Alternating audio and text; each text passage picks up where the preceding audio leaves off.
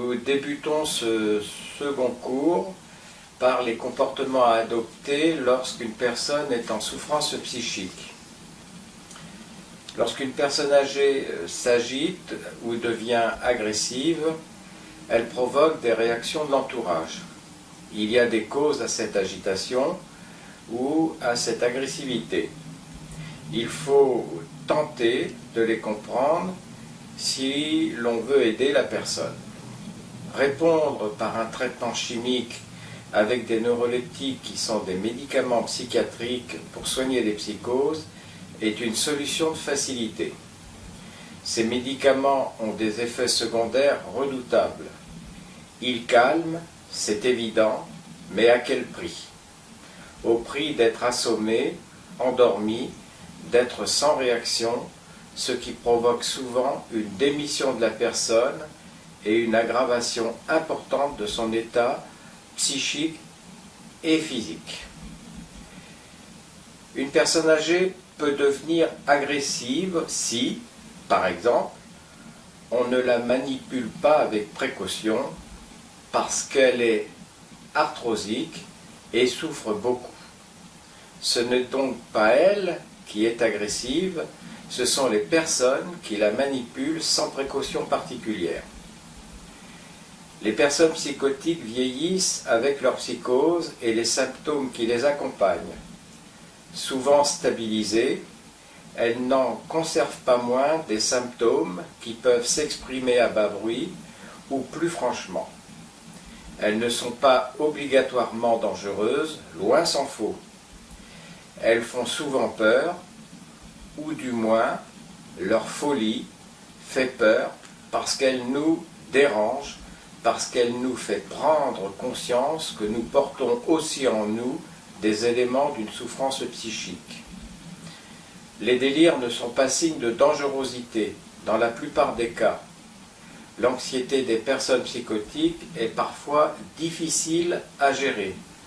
C'est un peu comme si ils nous la faisaient partager.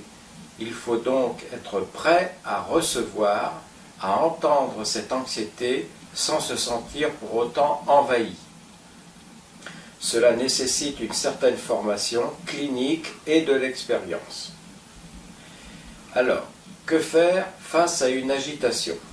Bien sûr, le premier réflexe sera de donner un anxiolytique pour calmer la personne.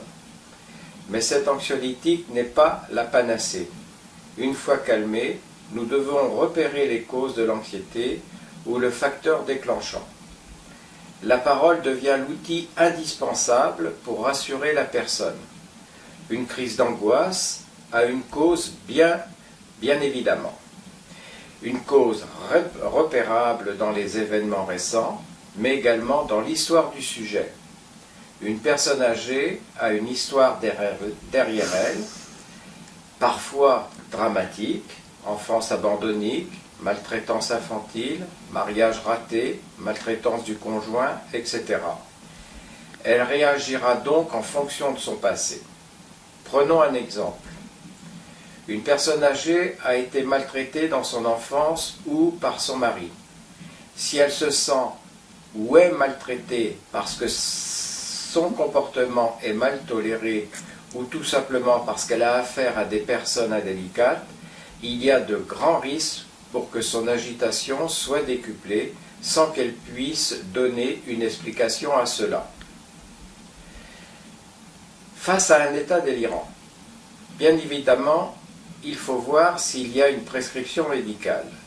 Ne pas répondre par de l'agressivité, cela ne ferait qu'augmenter l'angoisse, donc l'agressivité de la personne.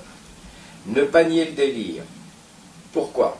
Parce que la personne délirante est convaincue de ce qu'elle dit. Il est donc inutile de la dissuader, comme il est dangereux de l'approuver. Il faut rester neutre, sans porter de jugement. Il faut réduire les intervenants qui, trop nombreux, sont source d'angoisse. Par exemple, si la personne est convaincue qu'on lui veut du mal, plus on est nombreux, plus elle est certaine de nos mauvaises intentions. Si on la maltraite, cela renforcera son délire, bien entendu. Dans les états démentiels, Les démences ou bien les états démentiels sont des détériorations globales et progressives des fonctions intellectuelles qui sont irréversibles. Il faut donc être avant tout apaisant. Chercher la cause de l'élément déclenchant, souvent une chose qui peut nous paraître insignifiante, mais très importante pour la personne. La prescription pharmacologique est souvent utilisée. Dans les états d'agitation nocturne, le traitement médicamenteux est souvent prescrit. Tout dépend souvent de ce qui s'est passé dans la journée précédente. La personne a-t-elle une activité? Dort-elle beaucoup dans la journée? A-t-elle eu une visite qui l'a angoissée? A-t-elle mal quelque part? Autant de réponses à trouver pour aider la personne. Si la personne est anxieuse, il est bon de lui laisser un peu de lumière, comme pour certains enfants. En institution, il est souhaitable de la mettre dans une chambre à deux, ce qui a souvent pour effet de faire tomber l'angoisse. N'oublions pas que pour une personne âgée qui souffre, qui se sent abandonnée, qui vit très mal la maison de retraite, la mort est omniprésente. La vieillesse, le grand âge, nous rapproche de la mort. Lorsqu'une personne parle de son âge, 90 ans par exemple, elle n'est pas sans penser, et certains le disent, que la vie est derrière elle.